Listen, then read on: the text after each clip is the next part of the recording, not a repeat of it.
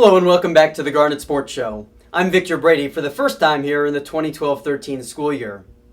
Well, here in the Athletics Communications Office, we're going to be alternating between these Garnet Sports Shows and some Coaches' Corners, Student-Athlete Spotlights, and other features throughout the year.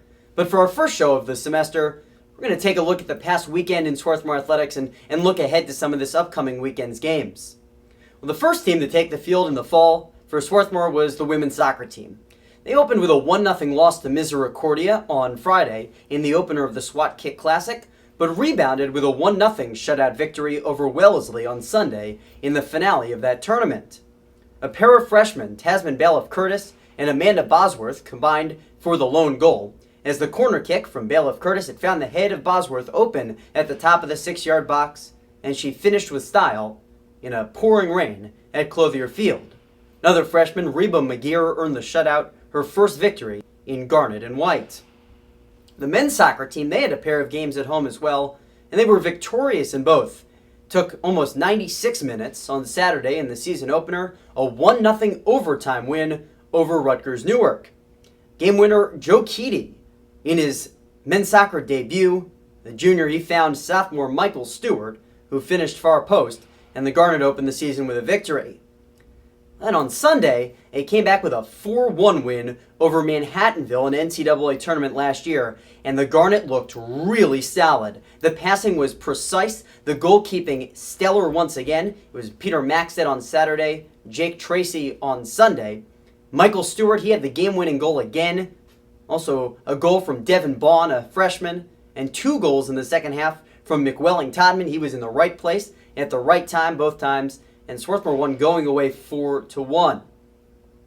Field hockey, they had a pair of games as well, and went on the road to the Drew Fall Festival, and came away with a pair of victories. In the season opener, the Garnet shut out Cabrini and the Cavaliers 2-0. Goal from senior Katie Telecki, 25th of her career, and an own goal on the Cavaliers, providing the margin for victory.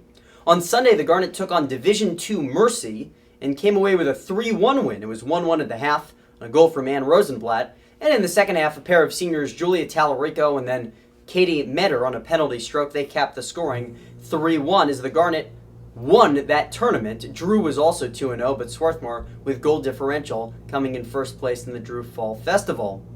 And then volleyball, they had 4 matches over the opening weekend, a tournament at Haverford. And the volleyball team, with lots of new faces and different positions and getting used to life with that Jenny Pizzola and Hillary Santana, Lisa Shang, well, they went off to a 3-1 start. Straight set victories on Sunday over Widener and Susquehanna, really dominant wins. And on the opening day of that tournament on Saturday, Garnet needed 5 sets to knock off Frostburg State and the Bobcats, and then played 10th-ranked Juniata quite tough. Ended up losing in straight sets, but reached the 22-point plateau twice in those 3 sets and looked quite solid against a team with national championship aspirations in Juniata. Well, that was last weekend.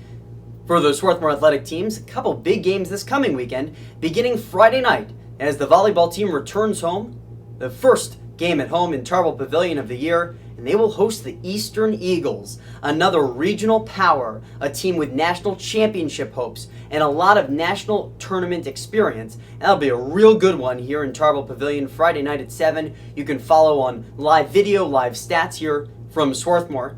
The team split sets in a preseason tournament here at Swarthmore. Well, on Saturday, the Swarthmore men's soccer team will travel to New York and upstate New York to take on RPI, a rematch of a game 2 years ago here at Clothier Field, won by the Garnet 1-0. Also in action on Saturday, the field hockey team will visit Widener for the 320 challenge match. Teams have played real tight games the last 2 years. 2-1 Widener 2 years ago, 3-2 Widener in overtime last year here at Clothier Field. Garnet looking for a little bit of revenge coming up on Saturday. And on Sunday, it'll be Newman visiting Clothier Field to take on the women's soccer team. That game you can follow via live stats. That's our first show of the year here in 2012 and 13. Thank you so much for joining us, and we'll be coming to you throughout the semester, throughout the year with highlights, Coaches' Corners, Student Spotlights, and other features. Until next time, I am Victor Brady saying so long, and go Garnet.